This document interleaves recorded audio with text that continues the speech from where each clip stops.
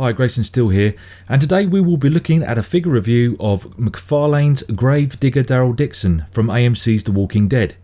This was an exclusive from McFarlane and was released recently at San Diego Comic-Con 2015. This particular figure is from McFarlane's Series 7.5 and is taken from the Season 4 where the deadly flu virus was taking hold of the inhabitants in the prison. Gravedigger Daryl was burying the bodies, hence the title. It comes with some accessories. Here we have the knife, which McFarlane to my knowledge have provided for every Daryl figure released since the first season, but it's always very nice to see.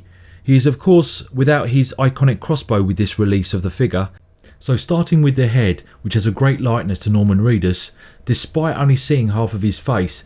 However, you can quite quickly identify him, especially if you're already familiar with the show and character. The bandana itself is beautifully crafted and has to be the most impressive piece on the figure. Unfortunately you can't remove it, but still McFarlane did a grand job on that pattern. His hair sculpt is good, and where he looked in Season 4 where it was at some length, and the fact that they sculpted the hair over the bandana giving it a very natural look. The rest of the sculpt is the usual fare, if you already own the Daryl figure with his motorcycle. His sleeveless shirt, leather waistcoat and gloves are nicely detailed with a look of wear from sweat and dirt. There is some fine detail in the arms that look like smudges of dirt from digging the graves, which is a really nice touch. His trousers look creased and well worn. His shoes however look far too clean for someone who was digging holes, but still a very nice sculpt from the front. The other accessory that came with Daryl is a shovel, no brainer there, but a nice looking shovel nonetheless with a good amount of detail of use and wear. Looking from the back, again a really good sculpt of the hair and the bandana tied to the back of his head.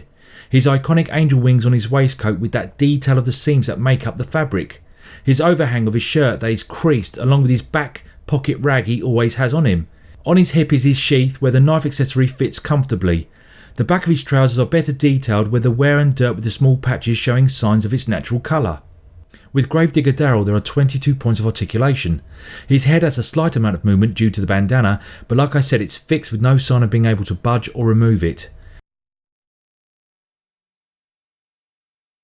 His arms go out as far as his shoulders, which rotate all the way around. They of course do pivot above his head. There is a bend at the elbows,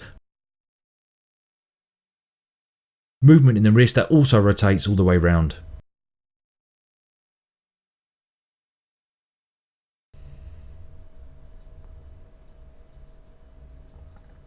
As we come down to his waist, let me show you his knife sheath. A really nice touch that never goes unnoticed.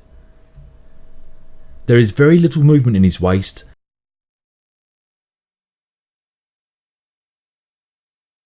Legs go back and forward more than some figures I've seen, which is good.